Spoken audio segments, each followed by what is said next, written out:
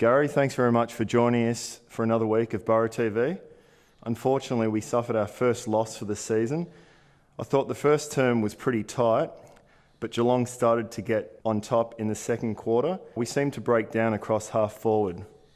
Yeah, I think that's a pretty good surmisation actually, Cam. The first quarter was very defensive, and I think from memory it was only 2-1, and then of course in that second quarter we allowed them to kick 5 goals, and I think we only scored 3 from memory. So at half time it was 7-4, and I thought it was probably a bit of a stoppage fest in that both midfields were reasonably assertive in the roles that they were playing, but certainly our ability to score goals was somewhat real pedestrian-like, and whereas Geelong seemed to be more skilled on the transition and they scored their goals relatively easy and simple, whereas ours was very much of high work rate. And the other thing that we couldn't stop in that first half was that we would kick a goal and then they'd automatically reply straight away. So whatever momentum we gained by kicking a goal, we couldn't actually increase that to 2 or 3, and we went in at half-time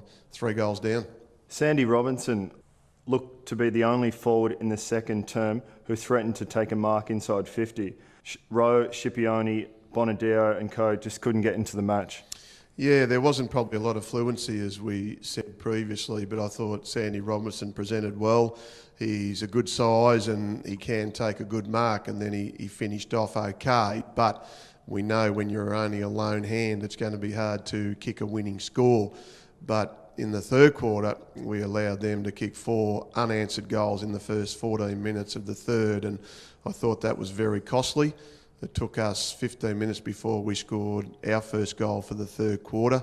At that stage, it was a 40-point lead to Geelong, and then there was another costly error late in the third, right on the three-quarter time siren, where our outcome to kick in was not as productive as we would like.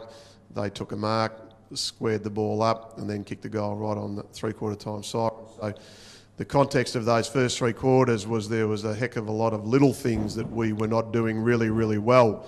And it wasn't a big error or a big mistake that was costly. It was a lot of little things. They were better skilled around the stoppages, I thought. Their transition was better, and they just seemed to have that edge, whereas we were just down a little bit on that edge that we'd taken into the previous 7 games.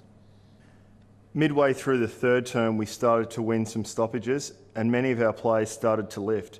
We only scored 2 goals, but gave ourselves a good chance heading into the last quarter. Yeah, we did, and I thought our time in possession was far more significant than it had been in the previous 2 quarters, but the damage to a point had been done because we'd allowed them to kick 5 goals again in the third quarter.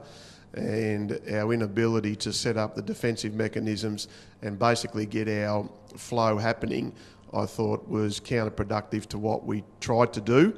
And Geelong just always seemed to just apply that little bit more scoreboard pressure. So at three-quarter time, we certainly had to regroup, and it was going to be important that we had to show some resilience and resolve to actually make a competitive effort in the last quarter.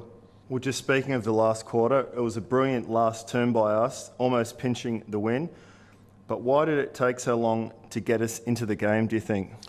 Yeah, it was an interesting question that I've asked myself a lot over the last couple of days, and it almost seemed like because we had Rowe injured and Wooford injured, that all of a sudden the mentality was, well, we've got to try and change the course of the game, and the instinctive mechanisms to take the match on, which is what we asked the players to do at three-quarter time, was evident right from the very start of the bounce of the last quarter, because Chris Kane kicked the goal, I think, within about 30 seconds of play.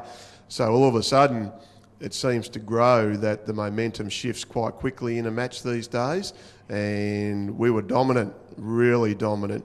And of course, we got back to a position where we were challenging to regain the lead, and once again, a little thing happens. Dan Noonan does a wonderful smother across half-back, and then Toby Pinwell's free, and of course his kick just didn't have a bit more depth on it, and Geelong were able to turn the ball over, counter-attack, and I think it might end up in Holmer's hands, and he kicked their one and only goal for the quarter. So, but when they did kick that goal, we responded for a good possibly 5 or 6 minutes and scored the next 2 goals of the game. and we had one last attack where David Fanning, who rucked really well in the last quarter, and Toby Pinmore was really terrific in the clearance area. We had another entry inside 50, unfortunately got repelled through a mark, and then Geelong just milked the clock, and with about a minute odd to go, and yeah, we came away, unfortunately, the losers, and they got their season back on track. When John Baird's goal got us within 3 points, do you know how long there is to go in the coaching box? No, we don't, unfortunately, Cam. And look, you'd like all the coaches' box, whether it be home or away, to have the countdown clock or shot clock on. So we had no real understanding of how much time. And I think that's a bit of an issue at VFL level that we should address. And if there is, well, then you can possibly plot your tactics just that little bit more in an assertive manner, because obviously you know how much time's to go. But I did call down to the bench on Saturday afternoon, and someone said they thought it might have been a couple of minutes to go, but we certainly need to be a little bit more exact, and then I think we can then as coaches prepare just that little bit better. They say you learn more about your team in a loss. What positives do you take away from the game? One of the major positives I got out of it, Cam, and I think the players certainly did as well, is that it shows that we're the real deal in relation to where we're trying to go, and that's to finish in the top 4. We were at one stage 40 points down. We've doubled our score in a game that had conditions in the first probably quarter and a half which were quite wet. The ball was slippery, and it was a very defensive game. It was a stoppage fest, as I mentioned. So to then show that character and kick 6 goals to 1 in the last quarter was a real positive turnaround into what had been the first 3 quarters. The fact that players lifted when required, and some of our younger kids, I thought, handled that pressure. Damien Mercedes down back, he's had a really good, possibly now 4 or 5 games, and I think he's starting to understand what it's like to be a contributor to the team. We threw the players around a little bit with Tommy Langford going back into defence and Sam Fleming going forward. So I thought they were wins for us. We initiated a lot of rebound and run out of our defence, but unfortunately you probably have to sit here and say that it was a little bit too late, and we did leave our run too late. We shouldn't have been in that position in the first place, I guess. Just looking ahead, we play Footscray this Saturday. They've played some really good football over the last 5 or 6 weeks.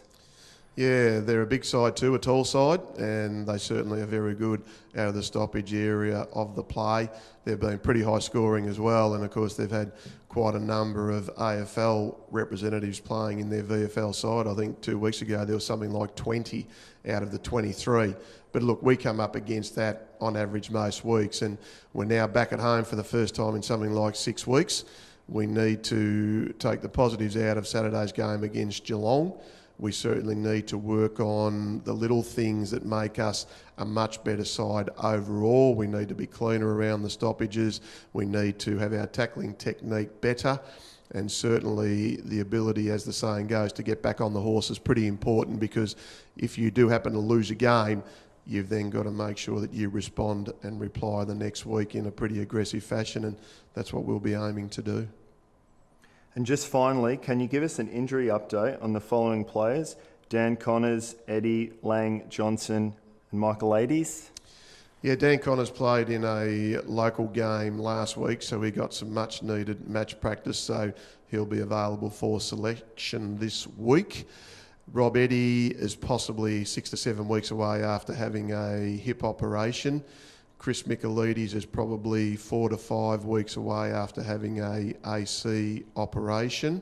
And Shannon Lang, yeah, he actually was in a very unfortunate position. His home team is Sale in the Gippsland Latrobe, and unfortunately he rang his coach on Monday and said that there's a possibility he might be playing with Sale. And his coach at 8 o'clock on Thursday night rang him back and said that he wasn't going to play him, which is very disappointing, and it's not the way that you want to, I think, be able to communicate to your players. So I guess it's his prerogative or right to actually do that. It was very disappointing. So at 8:30 on Thursday night, we're trying to organise Shannon a game. Well, of course, difficult to do that when it's a long weekend and a lot of teams actually didn't have games. So Shannon unfortunately missed out on a much needed game. So we'll just have to address that on the training track this week and possibly look at a development game on Sunday against the Northern Blues. And Julian Rowe update? Yeah, that was an interesting one because he did come back on during the last quarter and kicked a much-needed goal. But being the long weekend, we've got to send him off for an X-ray. But the possibility is that he may have a broken bone in his thumb. So we'll probably know more about that either later today or tomorrow. But hopefully, fingers crossed that it's nothing too severe. But with the pain that he's experiencing in the game, it doesn't look all that flash. Gary, thanks very much for joining us again on Borough TV. Thanks, Cam. Borough TV is a Port Melbourne Football Club production.